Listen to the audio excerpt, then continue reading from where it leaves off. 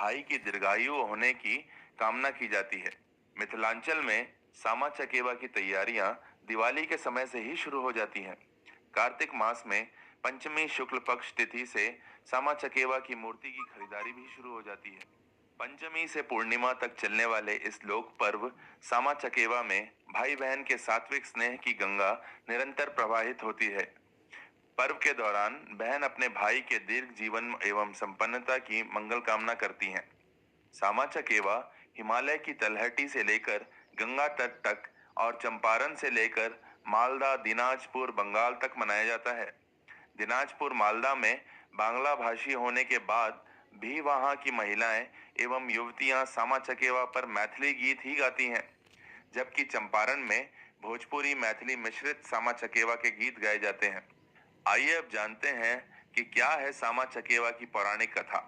पौराणिक कथा के अनुसार भगवान कृष्ण की पुत्री श्यामा और पुत्र शांब के बीच अपार स्नेह था।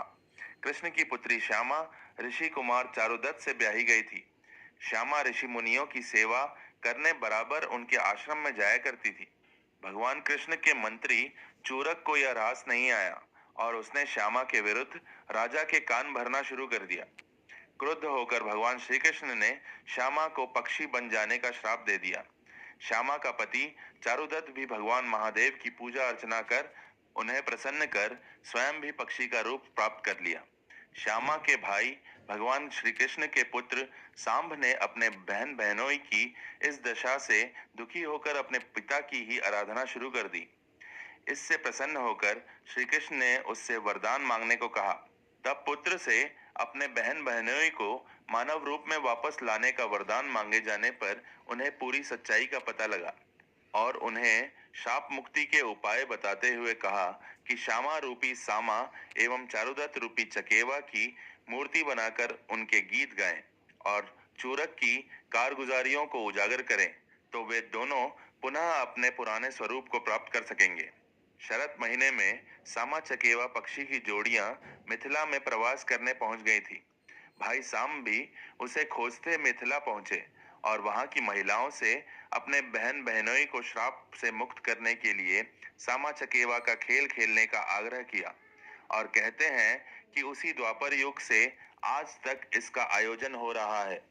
सामा चकेवा पर्व में बहनें सामा चकेवा, सतभैया, खड़रीच, चुगीला, वृंदावन, चौकीदार, झाजी कुकुर, सांभ आदि की प्रतिमा एवं उपकरण मिट्टी एवं खड़ से बनाती हैं और उसे डाला यानी बांस की बनी टोकरी में लेकर शाम होते ही शहर एवं गांव के चौक चौराहे एवं जुते हुए खेतों में जुटती हैं और सामा चकेवा से संबंधित पारंपरिक गीतों का गायन करती हैं।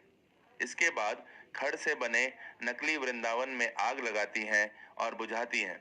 इसके बाद महिलाएं चुगला को गालियां देती हुई उसकी दाढ़ी और बालों में आग लगाती हैं और उसका मुंह पे कालिक पोतती हैं।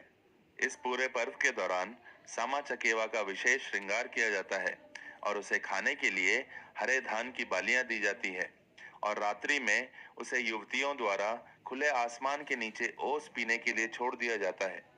पूर्णिमा के दिन इस पर्व का समापन होता है। समापन के पूर्व भाइयों द्वारा सामा चकेवा की मूर्तियों को घुटने से तोड़ा जाता है और एक मंजिला, दो मंजिला और झिझरीदार एवं मंदिरनुमा डोलियों में रखकर नदी एवं तालाब या खुले खेतों में विसर्जित किया जाता है। मिथिला में कई जगह पे खेतों में भसाने की परंपरा है, जबकि अन्य जगह उसे नदी एवं तालाब में प्रवाहित किया जाता है। महिलाएं अपने भाइयों को उसके धोती एवं गमछा से बने फाफड़ में मुढ़ी और बताशा खाने के लिए देती हैं। विसर्जन के दौरान महिलाएं सामा चकेवा से फिर अगले वर्ष आने का आग्रह करते हुए सामचक सामचक अभिया है करके गीत गाती हैं। विसर्जन के दिन भाइयों की काफी अहम भूमिका होती है। आशा है कि सामा चकेवा के बारे में यह जानकारी आपको पसंद आई होगी। आगे भी ऐसी ही अन्य तमाम जानकारी के लिए हमसे जुड़े रहिए और कहते रहिए राधे राधे।